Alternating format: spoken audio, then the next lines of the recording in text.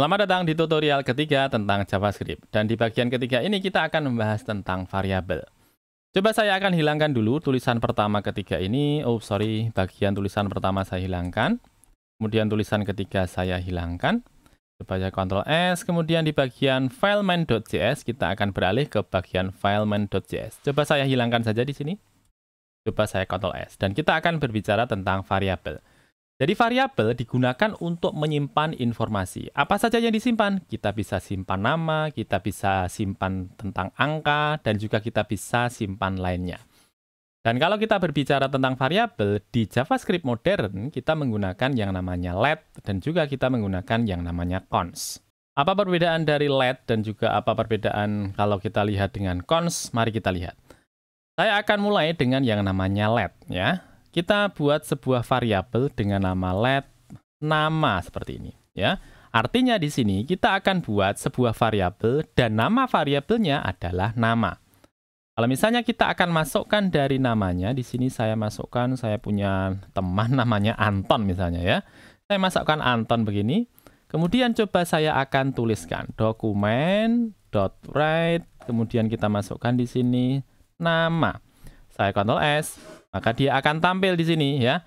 Namanya adalah Anton, di mana dia didapatkan dari variabel nama. Ini adalah cara yang pertama.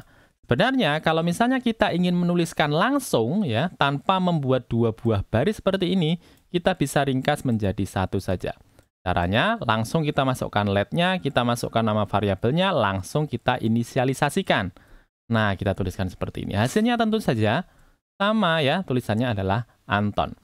Nah, ini kita masukkan hanya satu buah variabel saja. Variabelnya adalah nama. Kalau misalnya kita ingin masukkan beberapa variabel dengan satu buah baris, bisa saja.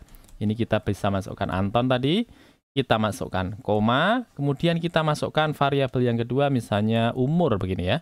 Umurnya misalnya saya masukkan 17, kita pisahkan dengan koma ya. Kemudian kita masukkan variabel yang ketiga, misalnya alamat. Alamatnya misalnya adalah Klaten begini ya. Kemudian kita tutup dengan tanda titik koma. Coba kita Ctrl S. Nah, seperti ini. Coba saya akan munculkan tidak lagi nama, saya munculkan misalnya adalah umur misalnya. Saya Ctrl S. Nah, dia sudah menampilkan di sini. Sekarang dia menampilkan umurnya adalah 17. Kalau sekarang saya tampilkan untuk alamat misalnya. Alamat saya masukkan. Nah, sekarang dia sudah berganti menjadi Klaten. Sehingga kita bisa meringkas cara kita untuk membuat sebuah variabel dengan let begini. Kemudian kita tentukan nama variabelnya, kita isikan isiannya. Kita pisahkan dengan apa? Kita pisahkan dengan koma, kita masukkan variabelnya, kita masukkan inisialisasinya. Kita pisahkan dengan koma lagi, kemudian kita tentukan nama variabelnya, kita inisialisasikan dengan sama dengan, kemudian kita isikan dengan isinya. Kemudian misalnya saya buat sebuah variabel baru di bagian bawahnya, saya masukkan motor pertama misalnya. Jadi dulu saya punya motor ya, nama motornya dulu adalah Honda Grand kalau teman-teman tahu. Ya, saya masukkan di sini Honda Grand. Ini adalah motor pertama saya ya, namanya adalah Honda Grand. Ya, begini. Kemudian coba saya akan masukkan di sini motor pertama. Tentunya di sini akan berganti menjadi Honda Grand ya, motor pertama saya. Nah, kalau kita buat seperti ini dan saya akan ganti ya, misalnya saya berubah pikiran, saya pinginnya motor pertama saya adalah Vario misalnya. Vario. Tentunya dia akan berganti dari yang sebelumnya tulisannya adalah Honda Grand. Kemudian kalau misalnya kita masukkan inisialisasi yang kedua, motor pertama kita menjadi Vario, maka dia akan berganti, tidak lagi Honda Grand sebagai motor pertama, dia akan berganti menjadi Vario seperti ini.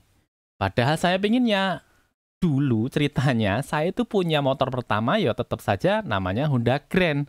Tidak bisa kok diganti dengan Vario, karena tetap saja ceritanya dulu awal-awal, saya punya motor pertama adalah Honda Grand. Sedangkan teman-teman, kalau kita menggunakan variabel dan cara membuat variabelnya tersebut kita mulai dengan let, ya. Kalau kita membuat variabel dengan let, maka kita bisa ganti isian dari variabelnya. Kita lihat ya di sini, variabel yang motor pertama ini pertama namanya adalah Honda Grand, tetapi kita bisa ganti menjadi Vario.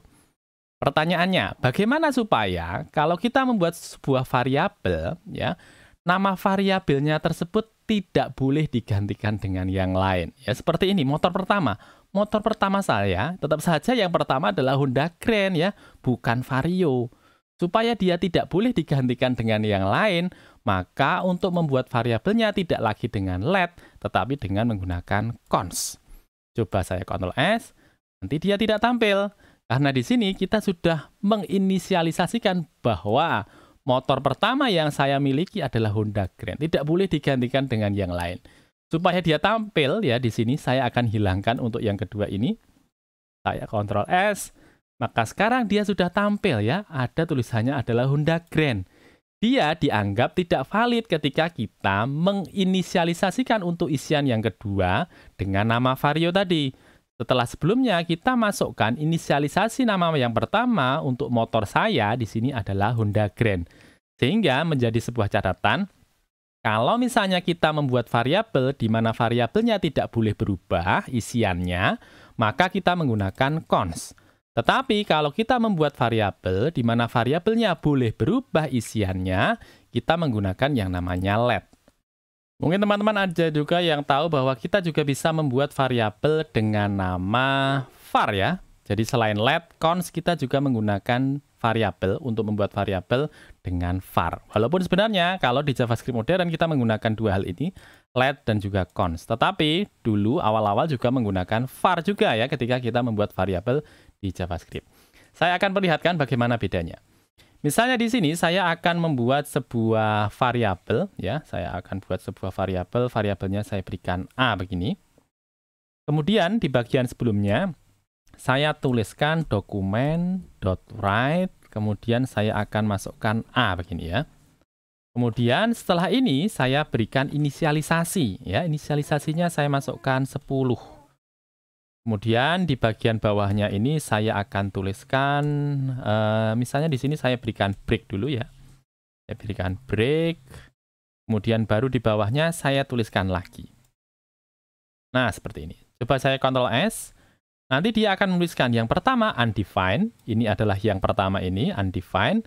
Kemudian dia menuliskan yang kedua ini adalah, tulisannya adalah A.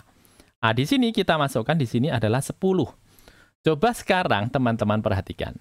Kalau kita menuliskan di bagian atas di sini A, ya, di sini A di sini, kita belum menginisialisasikan isian untuk A, maka dia menampilkan di sini adalah undefined, ya. Sedangkan baru yang kedua ini kita masukkan isinya berupa 10. Di bawahnya lagi baru kita tentukan bahwa A ini adalah variabel. Nah, seperti ini ya. Dia tetap dituliskan. Berbeda cerita kalau misalnya di sini var ini kita ganti dengan let. Coba saya Ctrl S. Dia tidak tampil. Apa yang sebenarnya terjadi? Coba saya perlihatkan. Di sini kita bisa menggunakan tools yang disediakan oleh Chrome, teman-teman. Teman-teman bisa klik di bagian tombol F12 ya. Klik di tombol F12, biasanya letaknya di bagian atas sebelah kanan ya. Klik F12, kemudian pilih di bagian konsol. Nanti kita lihat di sini ada tulisan uncaught reference error, cannot access A before inisialisasi. Sehingga di sini kalau kita lihat, A ini belum kita inisialisasikan ya. Sedangkan di sini sudah kita panggil. Nah, inilah sebuah catatan kalau kita menggunakan var ya. Kalau dia menggunakan var, dia tidak akan menampilkan error ya di bagian konsol kita.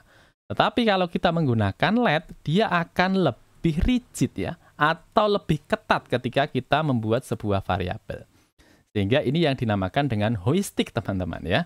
Sehingga kita membuat variabel harusnya polanya adalah kita masukkan dulu untuk inisialisasinya ya, variabel A-nya kita inisialisasikan, kemudian isi dari variabelnya kita masukkan di atasnya. Baru kemudian kita panggil dari variabelnya. Sehingga harusnya tampilannya seperti ini. Ya, isi dari A adalah 10, isi dari A adalah 10. Nah, seperti ini. Itu dia pembahasan kita di video ketiga kita kali ini. Kita akan berjumpa lagi di video berikutnya. Terima kasih.